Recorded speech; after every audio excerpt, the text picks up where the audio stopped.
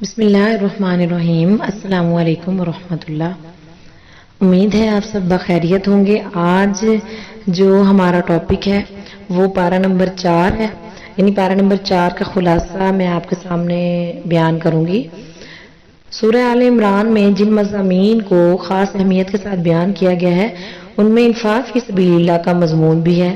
چوتھے پارے کے آغاز میں اس مضمون کی مناسبت سے ایک اہم ہدایت دی گئی ہے، اور وہ ہدایت کیا ہے؟ وہ یہ کہ نیکی کا کمال درجہ اس وقت تک حاصل نہیں ہو سکتا جب تک کہ اللہ تعالیٰ کی راہ میں اپنی پسندیدہ چیزوں کو نہ لگایا جائے۔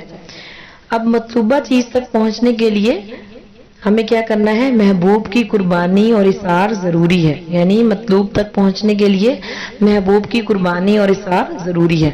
اس کے علاوہ جو اہم مضامین چوتھے پارے میں بیان کیے گئے ہیں وہ کون سے ہیں؟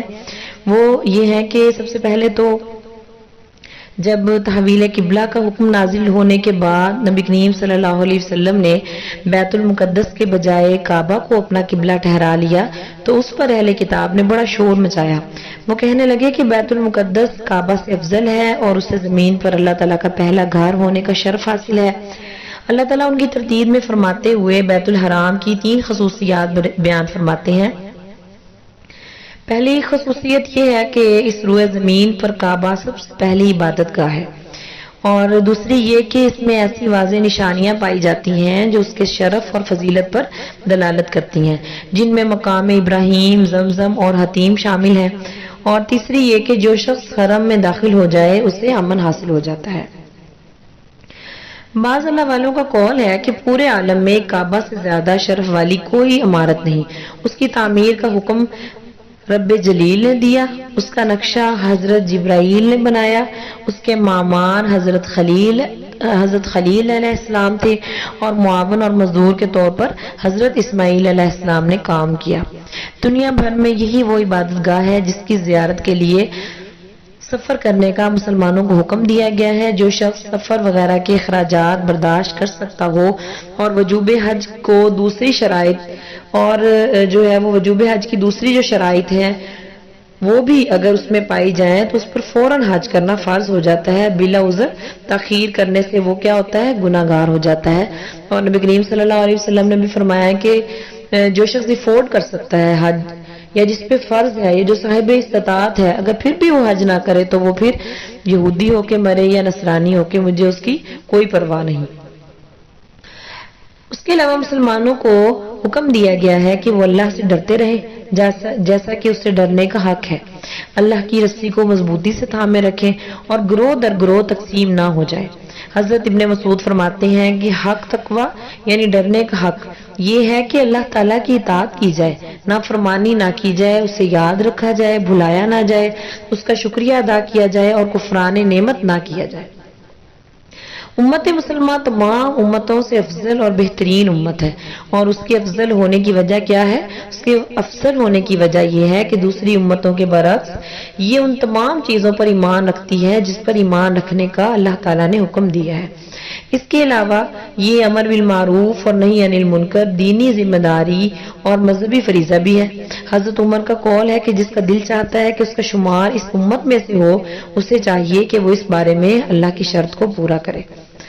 آپ کا ارشاد اسی آیت کریمہ کی طرف ہے کہ جس میں ملت اسلامیہ کی مذکورہ بالا 3 صفات بیان کی گئی ہیں کہ جب تک امت میں یہ 3 خصوصیات موجود رہیں گی وہ فضیلت اور اللہ کی خصوصی عنایت کا حقدار رہے گی، اور اگر اللہ نہ کرے خدا نہ خواستہ امت کا کوئی گروہ یا فرد ان 3 اوصاف سے محروم ہو گیا تو وہ فضیلت کا حقدار نہیں رہے گا۔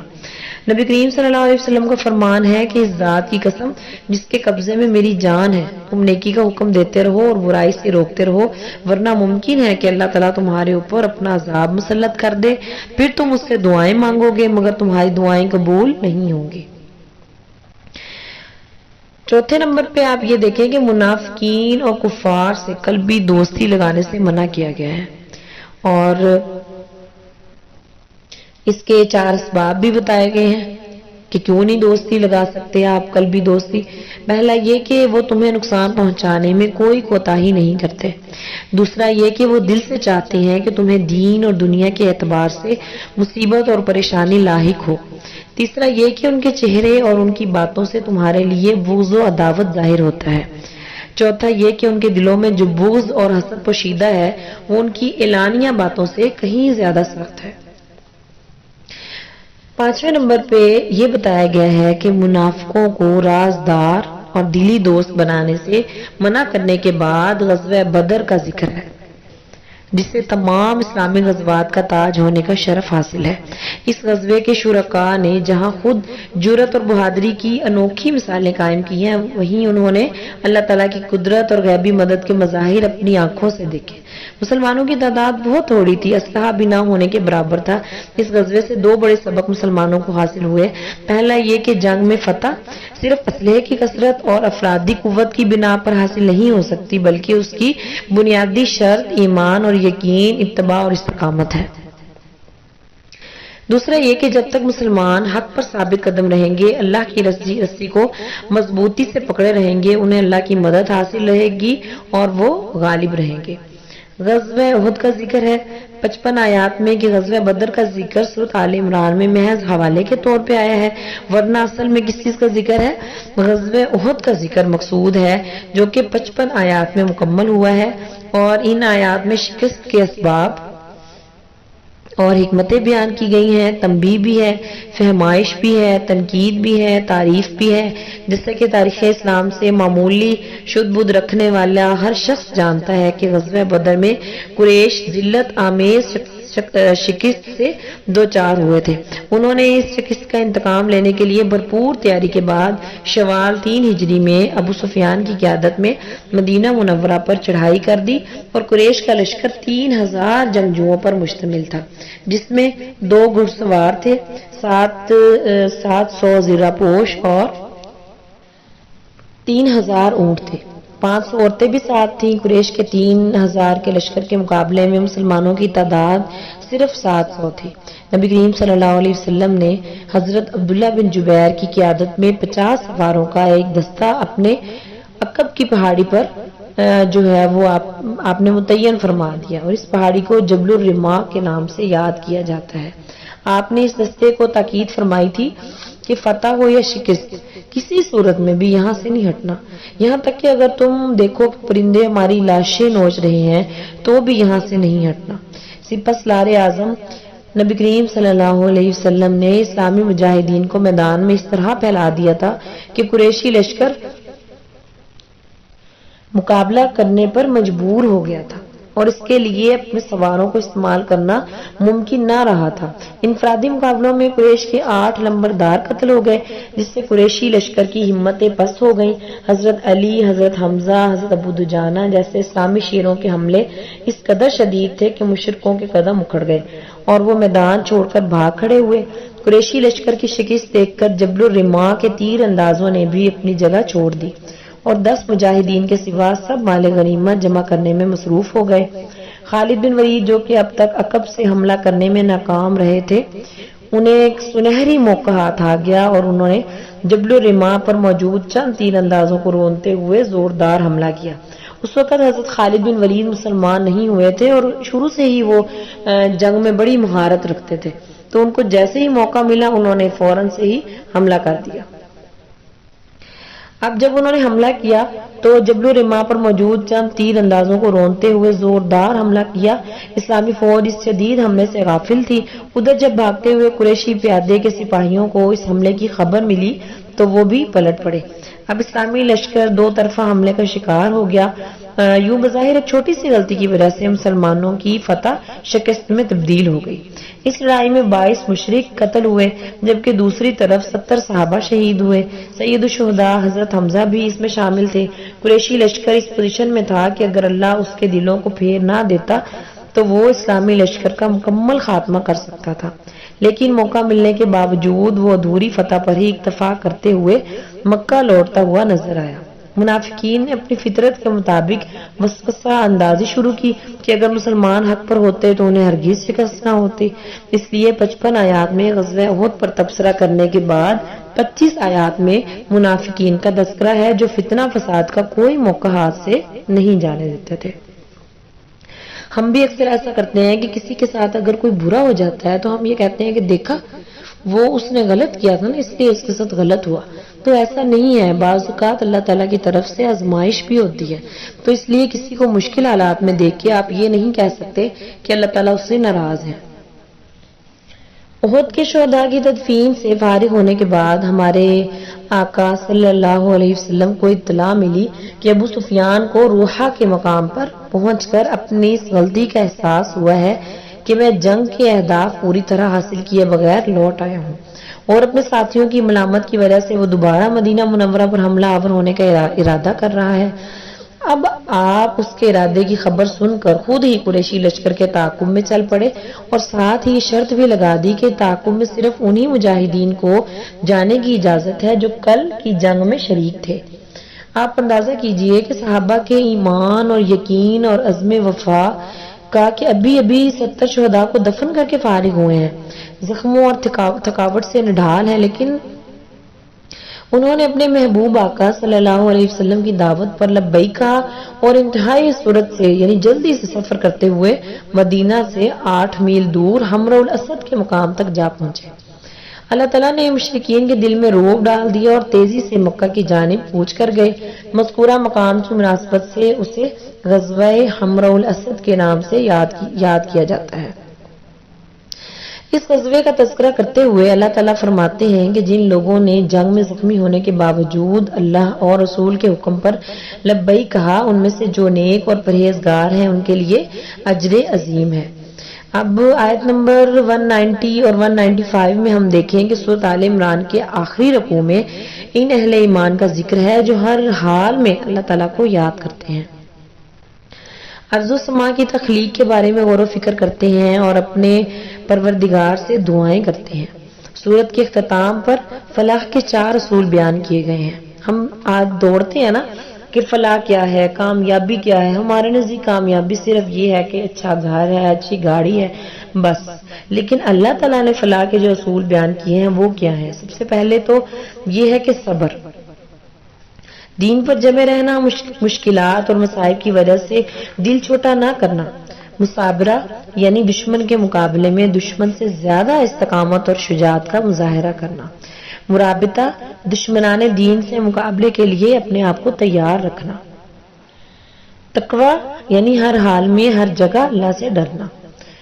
تو یہ ہماری سورۃ آل عمران جو ہے وہ 4 سپارے میں جب ختم ہوتی ہے تو اس کے بعد سورۃ النساء شروع ہوتی ہے، اور سورۃ النساء کا تقریباً 1 پاؤ 4 پارے میں آیا ہے، اور یہ بھی مدنی سورت ہے. اس میں تقریباً 176 آیات ہیں. اسے سورۃ النساء کبریٰ یعنی بڑی سورۃ النساء بھی کہا جاتا ہے، اور اس کے مقابلے میں 28ویں پارے کی سورۃ الطلاق کو سورۃ النساء کسرہ یعنی چھوٹی سورۃ النساء کہا جاتا ہے. چونکہ اس سورت میں ایسے احکام کثرت سے بیان ہوئے ہیں جو کہ خواتین سے تعلق رکھتے ہیں، اس لیے اسے سورۃ النساء کا نام دیا گیا ہے. اور اس سورت کا جو حصہ 4 پارے میں ہے اس میں جو اہم مضامین احکام مذکور ہیں وہ میں آپ کو بتا دیتی ہوں آج، اور جو باقی احکامات ہیں وہ انشاءاللہ ہم نیکسٹ لیکچر میں 5ویں سپارے کے ساتھ میں آپ کو بتاؤں گی.